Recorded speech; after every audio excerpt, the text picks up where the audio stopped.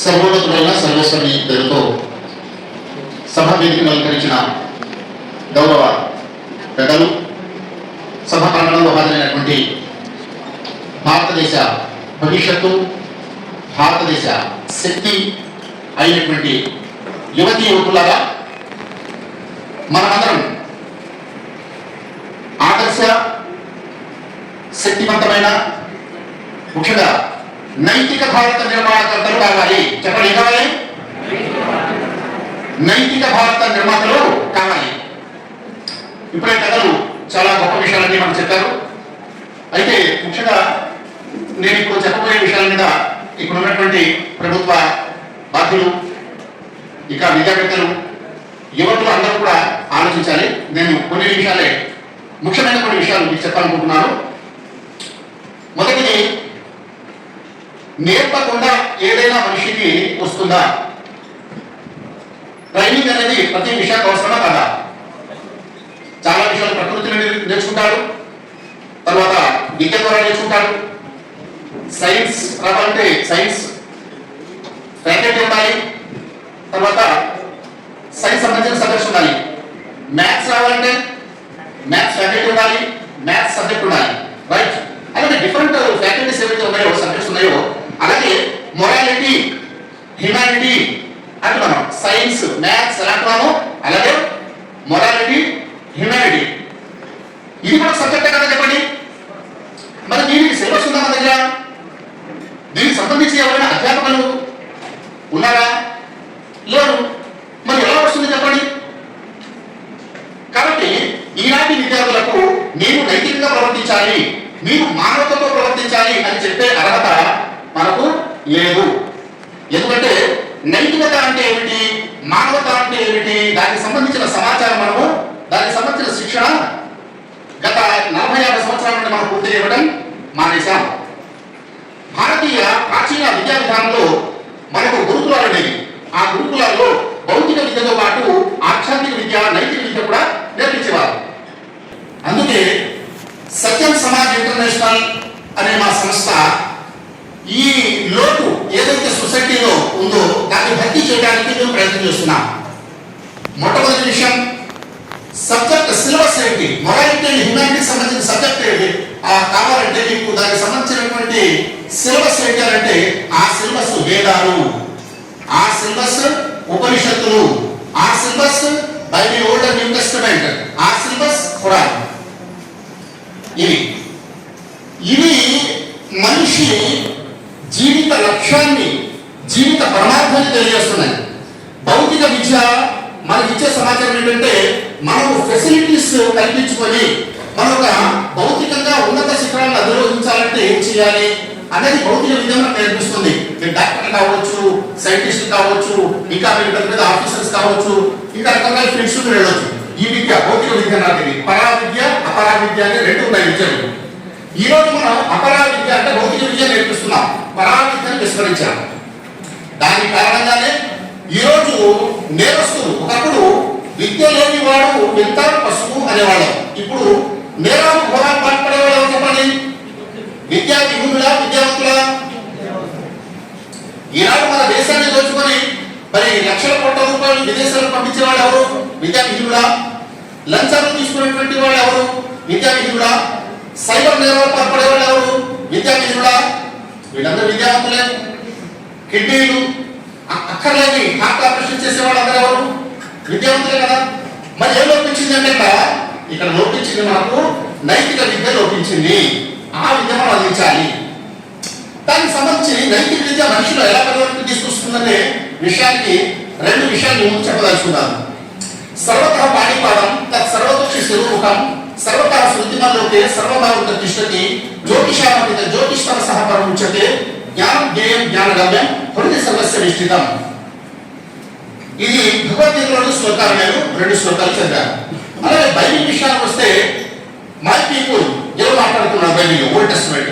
My people how can you be such stupid fools when will you ever learn God made our eyes, God made our eyes, cannot you see?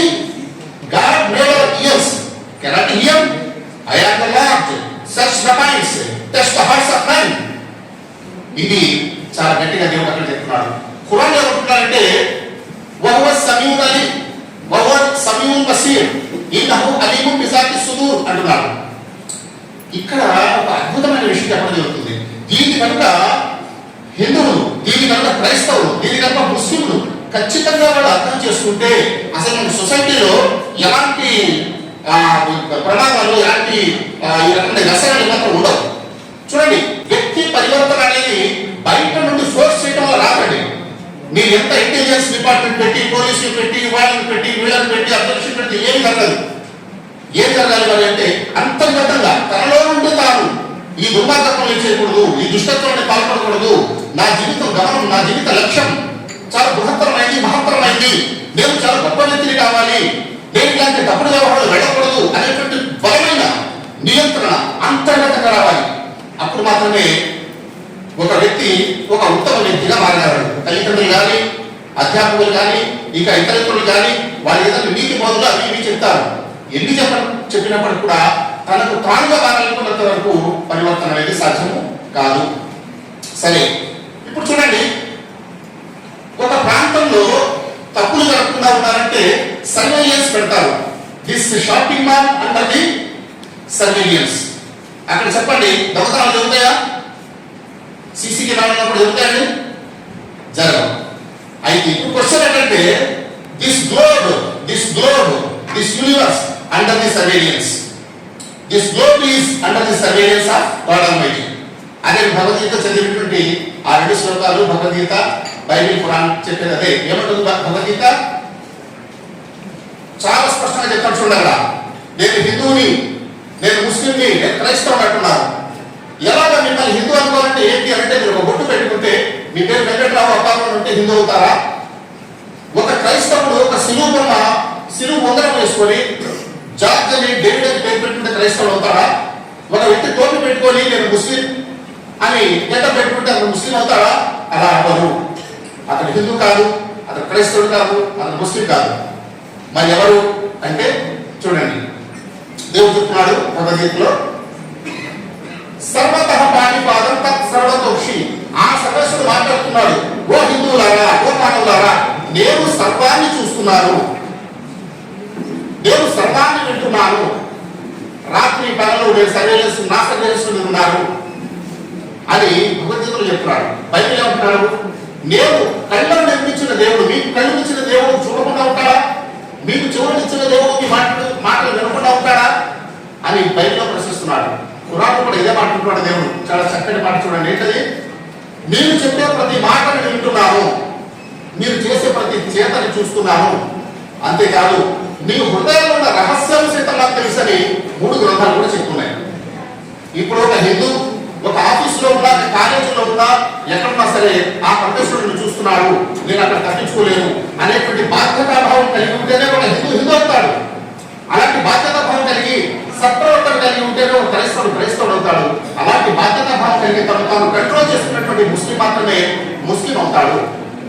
ఇంత అద్భుతమైనటువంటి సమాచారాన్ని మన శాస్త్రాలు ఇస్తున్నాయి. మా యొక్క Sajjan Samaj international ఒక అర్థం చెప్పాలంటే కౌన్సిలింగ్ సెంటర్ మేము విలేజెస్ పెడతామండి. ఎవరైనా డిస్ప్యూట్ ఉంటే, ప్రాబ్లమ్స్ ఉంటే, ఏమైనా డిస్ప్యూట్ శుభాకాంక్ష సమస్యలు ఉంటే కూర్చొని చక్కగా వాళ్ళ గ్రంథాలు, వాళ్ళ హిందువులైతే హిందూ గ్రంథాల ద్వారా, ముస్లింలు అయితే క్రైస్తవులైతే వాళ్ళ గ్రంథాల ద్వారా మీరు విధంగా పరివర్తించండి, జన్మ లక్ష్యం ఇది అని చెప్పినప్పుడు వేలాది మంది, నేను చాలా సగర్వంగా చెప్పగలను, వేలాది మంది ఈ రోజు మా కౌన్సిలింగ్ ద్వారా తాగుబోతులు, వ్యభిచారులు, దుర్మార్గులు, తల్లిదండ్రులు ఇబ్బంది పెట్టేవారు, భార్యని ఇబ్బంది పెట్టేటువంటి వాళ్ళందరూ కూడా ఈరోజు చాలా ఉత్తమ పౌరులుగా పరివర్తన చెంది ఒక ఆదర్శవంతమైన జీవితం గడుపుతూ ఒక ఉత్తమ భారత పౌరులుగా వాళ్ళు పరివర్తన చెందారు. కాబట్టి కూడా ఈ మహాయజ్ఞం మనం అందరం కలిసి చేయాలి. ఈ రోజు నైతిక భారత నిర్మాణం అనేది చాలా అవసరం. ఒక నైతికత లోపించడం వల్లే ఈరోజు చాలా స్పష్టం మనం ఎదుర్కొంటున్నాం. నైతికత అంటే వ్యక్తిగతంగా మనం నీతిగా ఉండడం, మానవత అంటే తోటి మానవుని ఇబ్బంది పెట్టకుండా ఉండడం. ఇదే నిజమైన భరతమాత సేవ. ఇలాంటి మహత్తరమైన సేవ చేసే భాగ్య పరమేశ్వరుడు ప్రసాదించాడు. మన భారతదేశాన్ని ప్రపంచానికి ఆదర్శవంతమైన దేశంగా నిర్మించవలసిన బాధ్యత మనం కలిగి ఉన్నాం. కాబట్టి మనందరం కలిసి మన భారతదేశాన్ని నైతిక భారత నిర్మించడం కోసం ప్రయత్నం చేద్దాం. నాకు ఈ అవకాశం ఇచ్చినటువంటి పెద్దలకు నేను అభినందనలు తెలియజేస్తున్నాను, కృతజ్ఞతలు తెలియజేస్తున్నాను. మరి ఆ సర్వేశ్వరుడు మన దేశాన్ని అద్భుతంగా తీర్చిదిద్దిన భారత్ మాతాకి, భారత్ మాతాకి, భారత్ మాతాకి.